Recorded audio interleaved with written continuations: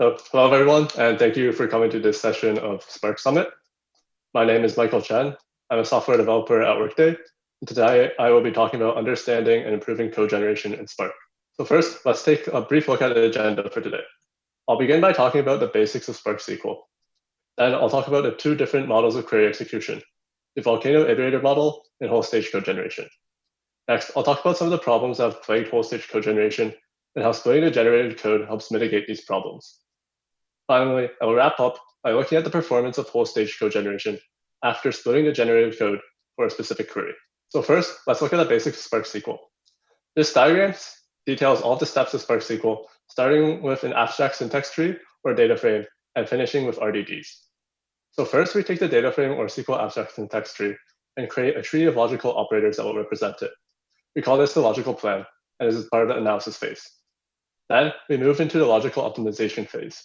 Here, we will apply a few rule-based optimizations, such as constant folding or projection pruning, to get an optimized logical plan. Next, we'll move into the physical planning phase. Here, we take the optimized logical plan and we create one or more physical plans. Then we feed this to a cost-based optimizer and select one final physical plan for execution. We also perform a few more rule-based optimizations, such as predicate pushdown. Finally, we do some code generation on this physical plan to create our RDDs. This talk will mainly focus on the code generation part of Spark SQL. So now that we have a brief view of Spark SQL as a whole, let's look at the two models for query execution, starting with the Volcano iterator model. So what is the Volcano iterator model? The Volcano iterator model is a classical query evaluation strategy in databases, where each operator will implement a common interface, which we can think of as an iterator. This interface will have a next method, which will return one tuple at a time. This means each operator will be able to evaluate their expression logic one row at a time. For a concrete example, let's look at the bottom picture. Here, we'll have a plan that has a project operator, a filter operator, and a scan operator. The code generation will output a result iterator. Next, when we try to collect our results from this result iterator, we start off by calling the next method on the project. Then the project method will need to obtain one row for input. It accomplishes this by setting off a chain of recursive next calls that will propagate until we hit the end of the plan. Then rows will begin to be pushed back upwards, one row at a time. So once the project gets one row from its child next call, it will then be able to perform the expression logic of the project upon that row. Once it's finished, it will return an output row to the result iterator. And the main benefit of this Volcano iterator model is it's very simple to compose arbitrary operators together without having to worry about the data types that they are outputting, since they will all be cast to this common interface. So now let's look at some raw pseudocode for how the Volcano iterator model works in a filter operator. We can see here that a filter operator will have a child, which is also an operator, and a predicate that takes in a row and returns a Boolean. We also see that there's one next function that will return a row. This is the common interface that all operators will implement. So first, it tries to get an input row to interact with. It does this by calling child.next. Then it evaluates the predicate on this row, and it continues to ask for next rows from its child until the predicate is satisfied. Finally, return the row as the output of this next method. So how is the predicate actually evaluated in the Volcano iterator model? There are two ways that expressions are evaluated in the Volcano iterator model. The first way is interpreted evaluation. Here, we're going to look at interpreted evaluation for the filter operator, with a predicate of key is greater than 1 and val is greater than 1. So we start off with the and expression. In order to evaluate the and expression, first we have to go to our left child and then our right child. On our left child, we have the greater than expression. Once again, in order to evaluate this expression, we have to go to our left and subsequently our right. First, we go to the left child and we look at the bound reference and we get the data for key. Then we go to the right child and we get the value for the literal of 1. Now that we have these two inputs, we can evaluate the greater than, and we return a Boolean back to the and. The and will have to do the same thing for the right child. And once it gets this input back for the right child, it'll be able to perform the expression logic for the and operator. So in order to evaluate the predicate, Spark has to traverse this tree of expression nodes for every single row of data that the filter will operate. It is very poor for performance since it creates a large number of branches and virtual function calls. However, on the plus side, once again, we don't have to worry about the data types, and it's simpler for people to understand this tree of expressions. The next method of expression evaluation in the Volcano iterator model is expression cogeneration. And here, instead of traversing the tree of expressions, we'll directly generate some code that will evaluate the predicate. So there are a few main benefits to doing expression cogeneration. The first benefit is we don't have to do that traversal of the expression tree.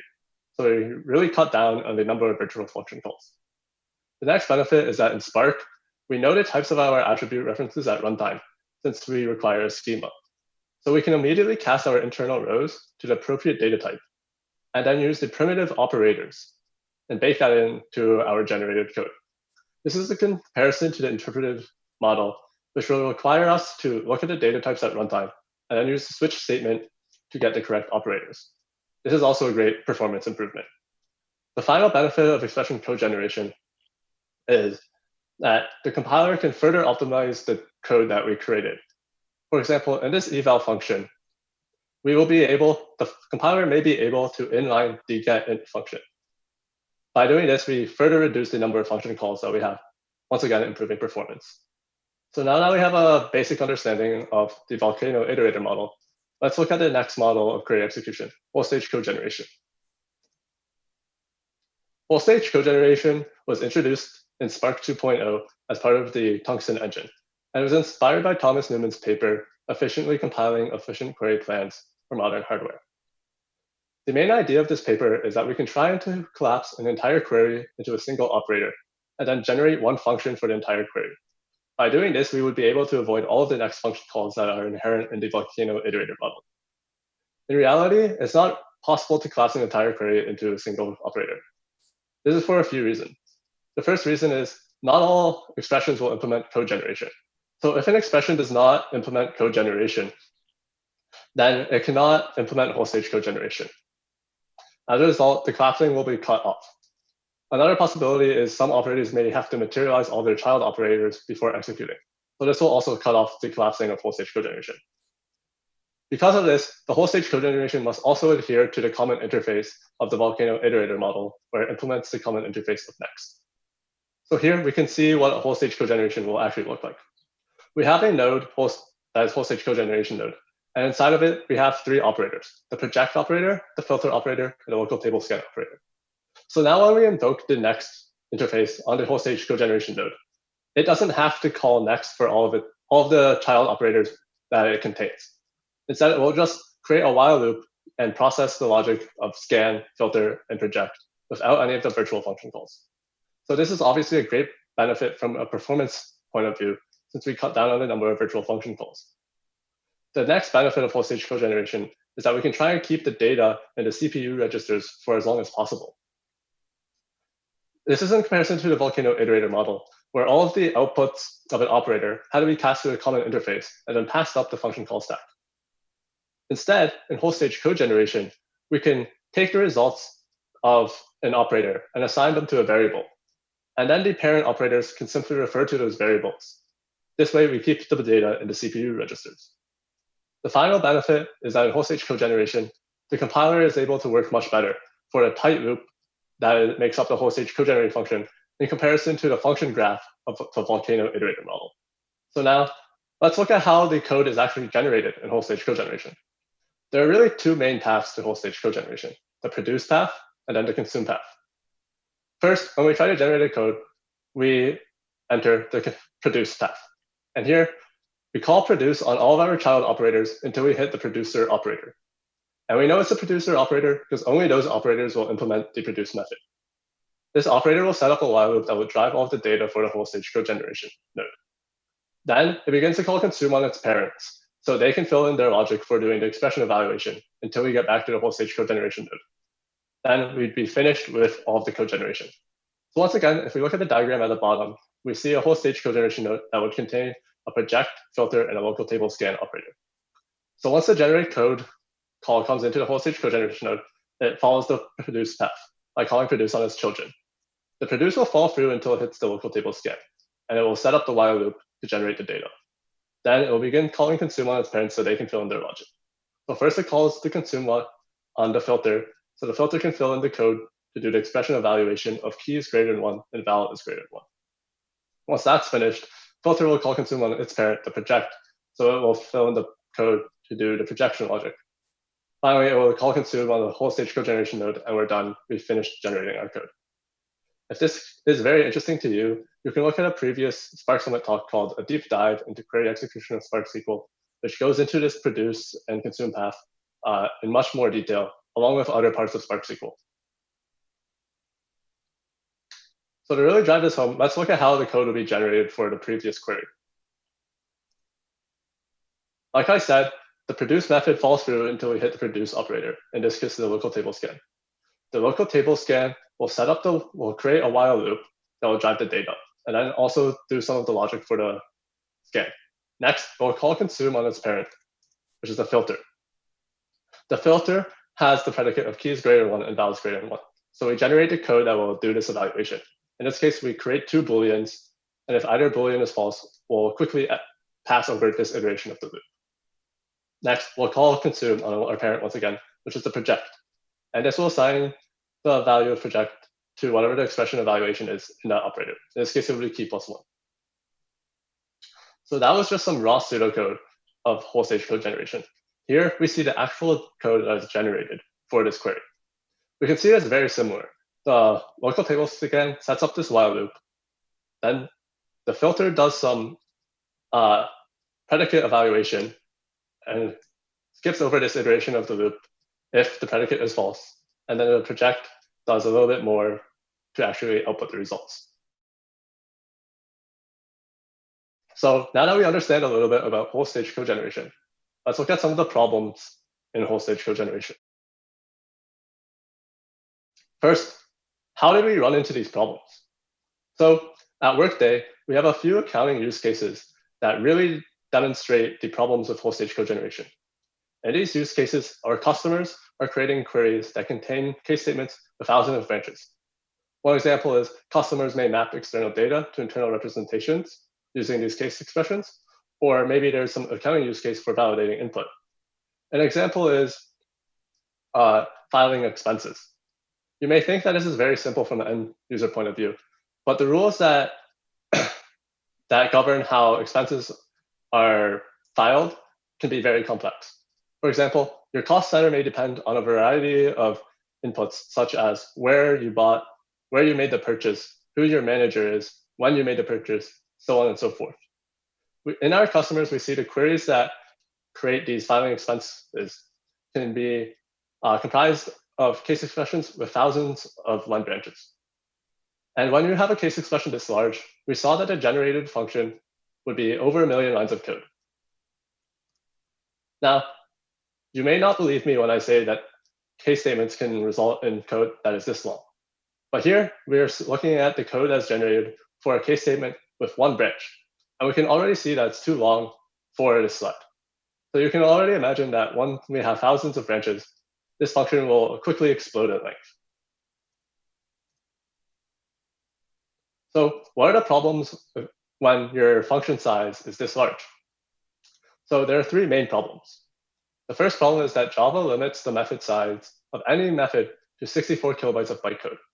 And once you exceed this 64 kilobyte bytecode limit, it will throw an exception. So in our case, the whole stage code generation will fail with an exception because our method is too large. The second problem is that JIT compilation can be disabled when methods exceed 8 kilobytes of bytecode.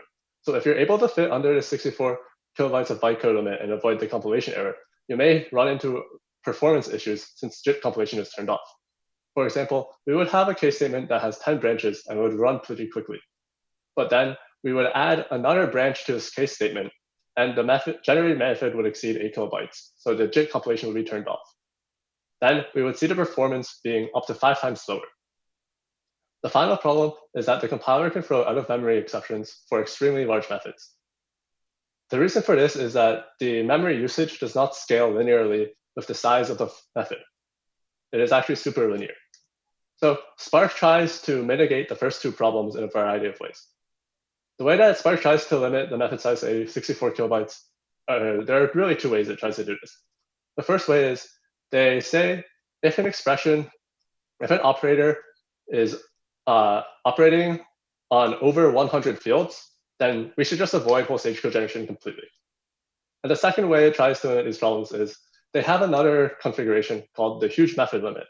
And when they see that their compiled method exceeds this limit, they will fall back to the Volcano iterator model and do expression cogeneration. So how come the expression cogeneration can get away with these large functions when whole stage cogeneration cannot?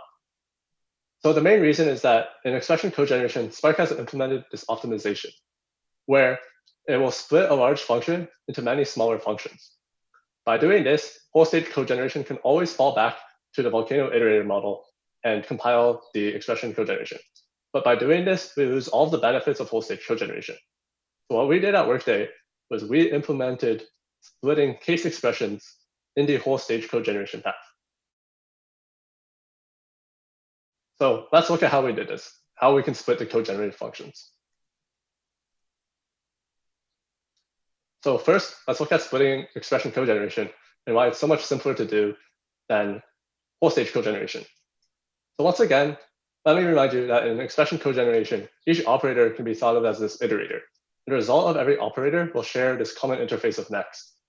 And then all of the expression evaluation in the generated function will only rely on the output of next. So once again, if we look at the pseudocode, we can see that the predicate of filter only relies on one row. So if we look at the actually generated code, we can see this. The eval only takes the internal row. So that means if we wanted to split this eval function into multiple functions, as long as we pass in the internal row to all the splitted functions, we will be able to recreate the rest of the code. For example, if you look at the eval function here, we can see that there's really two distinct things that are happening. First, we're going to get int and assign that to value 2.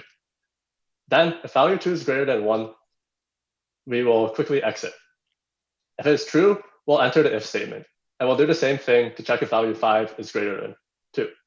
So if we decided that this function was too long and we wanted to split it into 2, an easy boundary would be at this if statement. We can see in both, if we look at the top boundary, everything above the if statement and everything below the if statement, the only thing they rely on is I, which is the internal row. So if we were able to pass that internal row to the splitted functions, we'd be able to recreate the rest of the code. Now, in whole stage cogeneration, it's not this simple. Like I said, one of the main benefits of a whole stage cogeneration is we're trying to keep the data in the CPU registers for as long as possible. In order to do this, we're assigning them to variables and then having the parent operators refer to those variables. So this is in comparison to the Volcano iterator model, where we know that all the inputs to our function is just going to be an internal row. Now there are an undetermined amount of variables that we could be referring to. So in whole stage cogeneration, we need to figure out what these variables are and pass those to our splitted rows. So one thing that we already do in whole stage cogeneration is before we call a parent's consume method, we will store the output variables. So let's look at how that works for this project, filter, and local table. So once again, we start off by calling the produce method on the local table scan. And we set up this while loop. Here in this while loop, we realize in the scan, we're going to output a variable called key. So let's save that because we may have to refer to it later. Next, we call the consume on our parent, which is the project. And here we're doing key plus 1 is the expression. So we realized that in the generated code for key plus 1, we're probably going to have to rely on that output variable from the scan. And of course, we do. And the reason that we knew the variable is key is because we saved it in the output variables. So once again, the output variable for this operator is alias field. So we're going to save that. Then we'll call consume on our parent. In this case, it's a project with a case statement. And this case statement will also rely on that alias field. So now once we generate the code, we will directly refer to that variable. And that's how we save the parent's inputs in whole stage cogeneration. But now, let's say we want to split out the case statement logic into its own function. Can we just pass all of the output variables as the function parameters? If we did that, maybe it's just as simple as the Volcano iterator model. Well, it turns out there's a few problems with that approach. The first problem is that Java limits the number of parameters to a function. So if we blindly pass parameters, we likely hit this limit.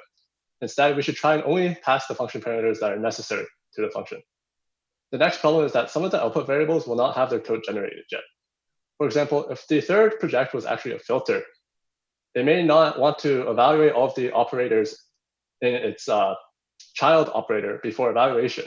This is because in the filter operator, maybe we'd be able to get away with short circuiting and avoid evaluating some of the output variables. Finally, there are also some operators that rely on rows in addition to output variables. So we need to keep those in mind as well. So how do we track down the whole stage cogeneration inputs that we need?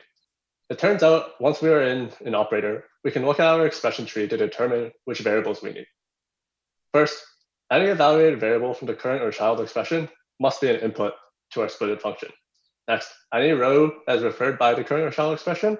And finally, any of the sub-expressions must be inputs to the splitted function. So we tracked this down and implemented it for case statements. And this is what it will look like when you do that. So we can see here, instead of the logic for the case statement, we just call a function and pass in a few parameters instead. By doing this, we're able to greatly minify the size of our whole stage co-generated function and call other functions. When this happens, we're able to avoid the exceptions due to exceeding 64 kilobytes of bytecode, avoid the memory cost of compiling a huge function, and JIT also will not be turned off since we won't hit that 8 kilobyte of bytecode limit. So let's look at the performance of whole stage cogeneration in case statements now that we have implemented this splitting logic. So first, the performance setup. We had one driver and it had 12 gigabytes of memory with one core. Then we had 3 executors, each had 120 gigabytes of memory with 28 cores. And our dataset had 50 million input rows. So we had a simple project that had one case expression with 3,000 branches, and we ran it against 3 different builds. The first one was whole stage cogeneration in default Spark. Next one, we turned off whole stage cogeneration to see the performance in the Volcano iterator model. Finally, we ran whole stage cogeneration with our custom splitting logic. The reason we don't see a result for just vanilla whole stage cogeneration is because it ran out of memory in the compiler and the query failed. So that's just out of the question. We see an expression cogeneration takes about 740 seconds for this query. And finally, the whole stage cogeneration with our splitting logic only took 430 seconds.